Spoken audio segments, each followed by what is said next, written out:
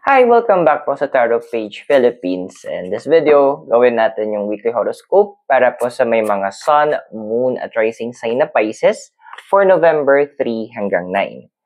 Kung bago kayo sa ating channel, subscribe, like, and share. Kung hindi mo alam kung ano yung Sun, Moon at Rising sign mo kasi importante siya, sa end po ng video, meron po tayong link para dito para mapanood nyo.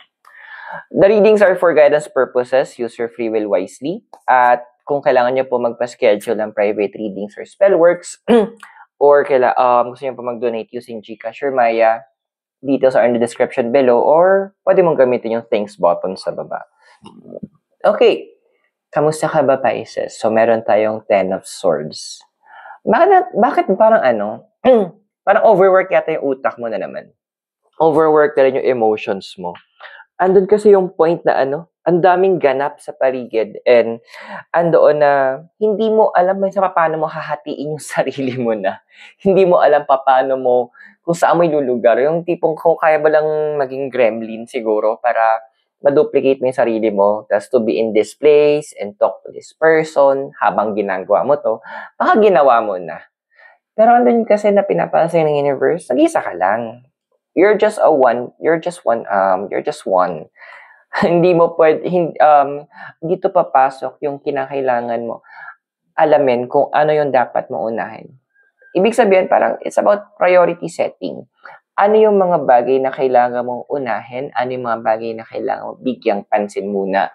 At ano yung mga bagay na medyo kailangan ipansantabi muna pangsamantala? So, it's about boundaries and priority setting ka ngayon. Now, ano ba yung nag-hold back sa'yo? So, meron tayo ditong 6 of Pentacles. Okay. Kasi sabay-sabay nangyayari, kaya ganon.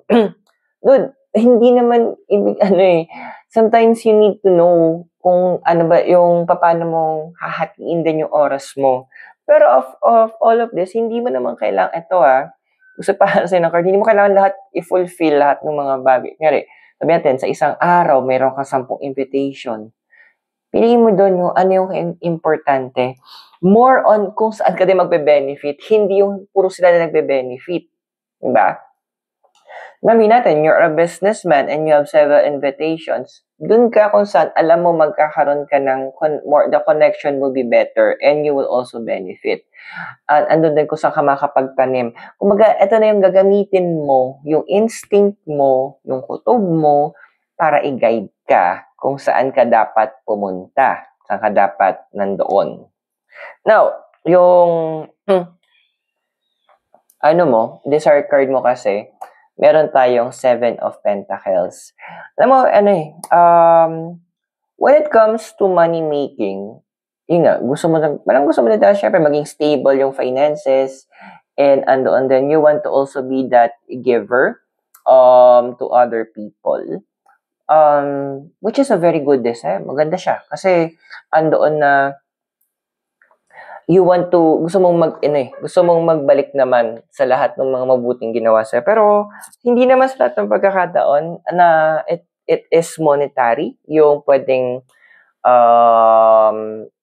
ibigay natin. But, you have also that, since nga, di ba, spices, and kaya mo ma-connect sa iba't ibang klaseng tao. So, isa sa mga kaya mong itulong is yung, muntik na malaglag si CB, is yung connections, building bridges with other people. Now, sa foundation mo kasi, we have here is the Page of Swords. Wait lang, nakurong ka, nasisiksik si Mira. So, yung Page of Swords. So, siya sabi ng card na to na, in the past kasi, sabihin lang natin, ang hirap magtiwala. You made friends, pero you made enemies with those friends. Siguro yung point na na fed up ka din kasi yung tipong paulit-ulit, parang kulang na i-record mo yung mga sinasabi mo sa kanila, tapos sila pa yung nagagalit na pinagsasabihan mo kasi concern ka lang naman sa kanila na para mapabuti sila. Tapos, ending, ikaw yung masama. Ay, wow! Bye! Good choice na mag-walk out ka na lang sa kanila kasi, dude, toxic yung ganong klase yung mga friendships or relationships. yung ang ganda ng intention mo, you're doing it kasi gusto mo mabuti sila tapos sa bandang huli, ikaw pa yung magmumukhang masama. Ay, no. Walk out tayo dyan, Pisces. Now, in the past kasi, with the Five of Swords, andun yung point na sabihin na lang natin, valid naman yung sinabi nila na masakit ka magsalita. Pero kasi may mga moments na kailangan natin magsalita ng masakit, di ba? May oras na kailangan natin na iparamdam sa kanila ito yung totoong nangyayari para alam nila gaano kabigat yung nangyayari, kung gaano katindi na yung impact ng ginagawa nila. And they need to understand that. And andun yung concern ka lang, di wow, kung ganun sila mag-react, hindi mo nakawalan yun. Ang importante, ginawa mo yung kailangan mong gawin, pero ayaw nila, problema nila yan. Parang sa doktor, nagpa-check up, nireseta ng gamot, hindi ininom. Ay, wow. So, hindi mo na problema yun. Nagawa mo na yung part mo eh. Now, in the near future, na ikaw we have here is a Ten of Pentacles. Magbo-bloom ka daw. Charot. Pero kidding aside, yes. There will be a blooming part. There will be a part that we will also bloom. Bakit? Tanggal yung mga toxic eh. Tanggal yung mga bara sa alulod sa buhay mo eh. Nilayo mo yung sarili mo sa mga tao. So, andoon yung point kasi na since nilayo mo yung sarili mo doon sa mga taong yun, pero yung yung resources, yung oras mo, yung attention mo, yung energy mo, na nafo-focus mo doon, nabawi mo. And you can use that to your advantage. Bahala ka sa mo gagamitin. But be sure, sa paggamit mong yun, makakatulong yun to make you the best version of yourself. Kung nakaka-resonate ka sa readings natin,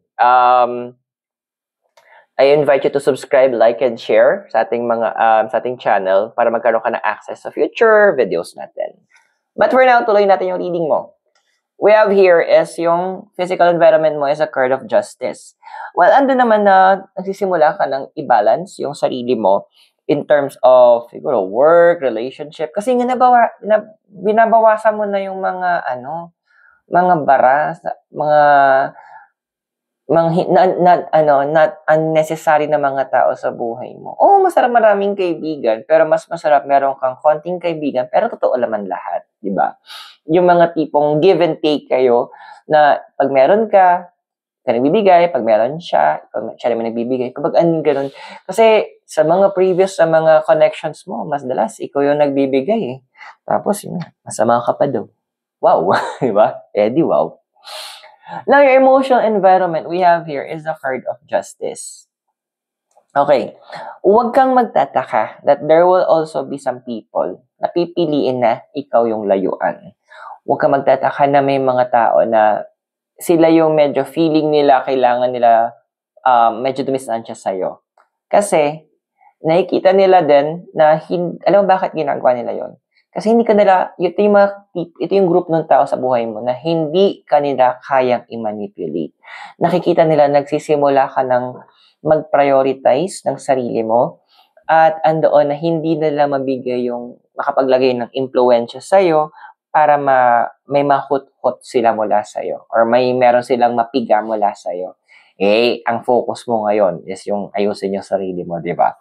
So, pag yung mga yan, biglang nawawala, medyo nagsisay no ka na sa mga request nila, alam mo na kung nasa category 2 sila. So, yung mga naghahanap lang andyan lang kapag may mapipiga sa'yo. Your hopes and fears we have here is a card of the Fool. Ang dami mong gustong reset na gawin. And nag-hope ka ng parang, sana magkaroon na this will be a brand new phase. Kasi nagkakaroon ka ng mga bagong kakilala, nag-expand yung connections mo. So, nag-hope ka na ito na yung brand new start ng life mo, which is yun yung bibigay ng universe eh. Kaya nga, nagkaroon mo na ng linisan eh. Kumbaga parang sa bahay, bago ka magpasok ng mga bagong gamit, of course, tanggalin natin ang mga lumang gamit na sira. Tanggalin natin yung mga hindi na pinapakinabangan. Malay mo, yung basura mo, maging treasure sa iba. Kasi sa future, we have here, for you, is the card of the Star. The stars about this card, tungkol to sa pag-asa, tungkol to sa direction, tungkol to sa liwanag sa dilim. Yes, there will be a moment of you expanding yourself. Andito yung sinasabi na focus on your goals. And ito na yung moment na yung inspiration mo para magawa mo yung kailangan mong gawin, para ma-reach mo yung kailangan mong ma-reach. Even ma-manifest mo yung gusto mong ma-manifest. It's already yours. Ito nakakatuwa dito, as nare-reach mo siya, hahatakin mo din yung mga tao who are there nung wala kang mabigay. Tutulungan mo rin yung mga taong makaangat, yung mga taong to na nagstay. Yung sabi nga to thick or thin, kung nagstay sila meron man o wala. Nagstay. Yung mga taong pinotektahan yung pangalan mo habang nakatalikod ka, huwag ka mag-alala, makakabawi ka sa kanila at this point. So I hope nakatulong yung readings. Those are for guidance purposes. Use your free will wisely. And kung bago ka, subscribe, like, and share. So maraming salamat sa'yo. God bless, Namaste, Hare Krishna, and blessed be. And hope to see you on our next video. Mula po dito sa Baguio City. Have a great day. I'll see you soon. Bye!